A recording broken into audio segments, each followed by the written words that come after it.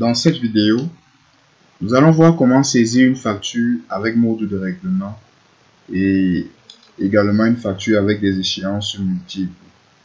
Alors pour cela, nous allons utiliser à titre illustratif, bien sûr toujours dans la continuité du cadre de l'entreprise Mercure Starting. Toujours, nous sommes toujours dans l'annexe 9 du bordereau des saisies de novembre, la journée du 12. La facture à 65,21, 10 climatiseurs 1800. Alors, nous allons enregistrer cette facture en tenant compte du mode de règlement ainsi que des règlements multi-échéances. Alors, je vais vous expliquer ça très rapidement.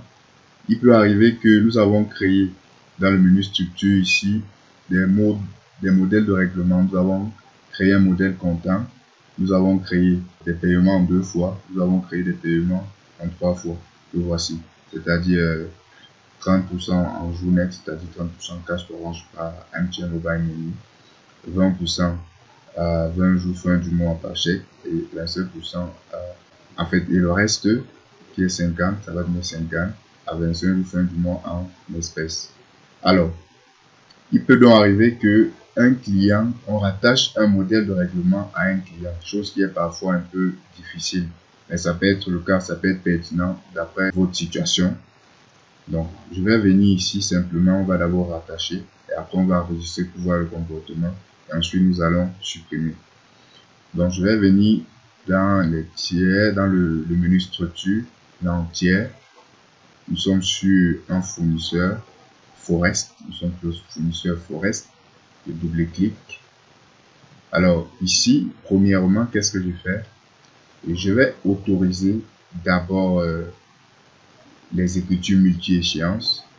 Je clique dessus. Après avoir autorisé les écritures multi-échéances, je viens dans conditions de paiement. Une fois dans conditions de paiement que voici, je vais ici sélectionner ou bien appeler un modèle de règlement. D'autant que le représentant ici représente l'acheteur, c'est-à-dire le collaborateur dans notre société qui est en contact avec le tiers Forest. Alors ici, comme j'ai dit, on va rattacher le mode de paiement en 3 fois que je vais appliquer. Voilà, le voici qui s'affiche. Ça veut dire que chaque fois qu'on va appeler le client Forest, c'est ce mode de règlement qui va automatiquement apparaître. Donc je vais cliquer OK et on va partir enregistrer la facture en question. Donc journaux, nous allons cliquer sur journaux de saisie. Il s'agit de la facture du 12 novembre, c'est-à-dire on cherche novembre. Novembre, c'est l'eau en bas, facture d'achat. Voilà, on peut cliquer sur ouvert. Là, on sait qu'on a déjà cliqué ici. Maintenant, là, nous avons le journal des achats, les 2 journaux qui ont été mouvementés, le journal des achats et le journal des à nouveau jusqu'à présent. Donc, nous allons ouvrir le journal des achats. Nous sommes à la date du 12. Ça concerne l'achat de 10 clim 1800 au fournisseur Forest. Donc, la date du 12 est déjà là. Je vais saisir facture d'achat 65,21. Voilà. Référence, je vais mettre le nom du fournisseur Forest. Alors, le numéro de compte, je vais appeler le compte 71. Je vais donc cliquer, ça va me faire apparaître le taux de taxe. Je vais faire également apparaître dans cette liste la colonne règlement, mode de règlement. Voici mode de règlement, je clique et j'ajoute. Alors, qu'est-ce que je constate? Je constate que la colonne mode de règlement refuse de partir dans les colonnes qui peuvent s'afficher. Sans souci, on va régulariser ce problème. On va aller dans le menu fichier, paramètres société, personnalisation, colonne. Nous sommes en train de saisir journal des achats. Voilà. On va regarder la mode de règlement. On va mettre ici sur disponible. OK. Une fois que nous avons réglé ainsi, on va venir, actualisons d'abord voir parce que je vais gagner un temps, je ne veux pas refermer la fenêtre. Alors, on va essayer de voir si ça obligatoirement on doit fermer la fenêtre. Alors, On va donc effacer ça. Effacer également ça. Bon, on va fermer. Actualiser. On va fermer même le journal des achats. C'est des journaux. Le journal des achats du mois de novembre. Le journal des achats du mois de novembre. Voilà. Comme j'ai dit, je vais faire apparaître la colonne mot de règlement qui est maintenant disponible. Je clique là, ajouter, et mot de règlement que voici qui apparaît. Donc vous voyez, dans tous les autres que nous avons saisis sans cette colonne, c'est marqué aucun. Ça veut dire qu'en fait, c'est à crédit quand ça n'est aucun. Bon, nous allons donc procéder à la saisie, c'est-à-dire ici facture d'achat 6521, le fournisseur Forex. Alors le compte, c'est le compte achat. On a acheté des clés. Le compte qui apparaît.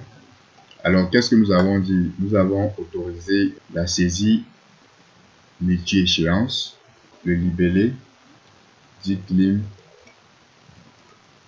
1800. Alors nous constatons que le mode de règlement est grisé parce qu'en fait il s'agit d'un compte de charge, c'est pas un compte de tiers. Alors le logiciel reconnaît automatiquement le compte de charge.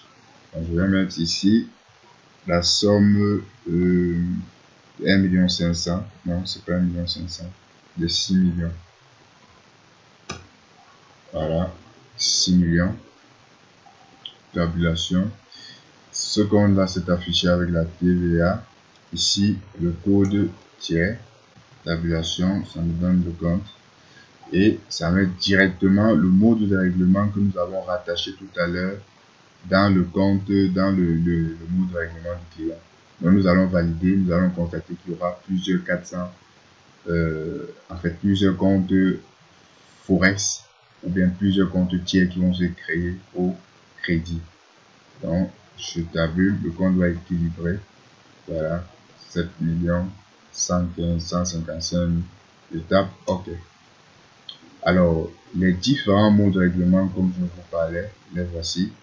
Le premier, qui est par Momo, cash.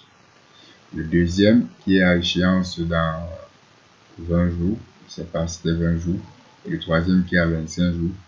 Voilà, le logiciel a calculé automatiquement. C'est cash, le 12 novembre 2020. Celui-ci était à 20 jours. C'est-à-dire le logiciel fait le décompte de la date de saisie. En fait, plus 20 jours. Ça met le 31 décembre 2020 et 25 jours le 31 décembre 2020.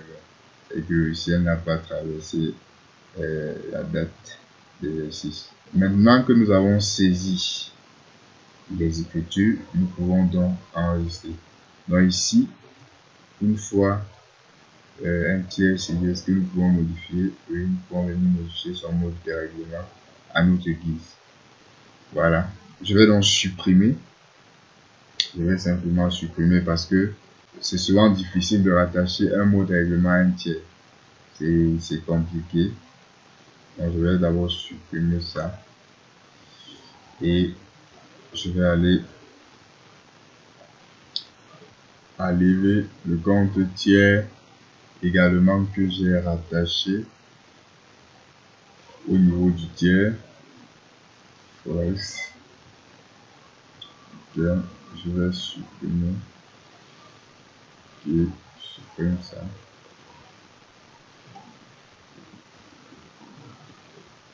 Voilà. Donc on va choisir un mot ici, manuel. Non. Donc je vais régler ici le compte. Je vais mettre le compte Forex. J'espère que vous avez compris. Forex. Voilà. Compte Forex. Voilà. Alors, notons que s'il a réglé le tout par chèque, vous mettez simplement le chèque et vous passez. Ou bien si on peut choisir quoi. S'il a fait un règlement en 2 tranches, c'est-à-dire s'il a réglé 50%, nous savons déjà que la contrepartie c'est 7 155 000. s'il a réglé 50%, on va mettre par chèque ou bien par Orange Money ou bien par Orange Money. On va mettre Orange Money et ici on va rectifier par chèque. On va rectifier en mettant la moitié de 7 155 000. Ça va faire 7 155 000 divisé par 2.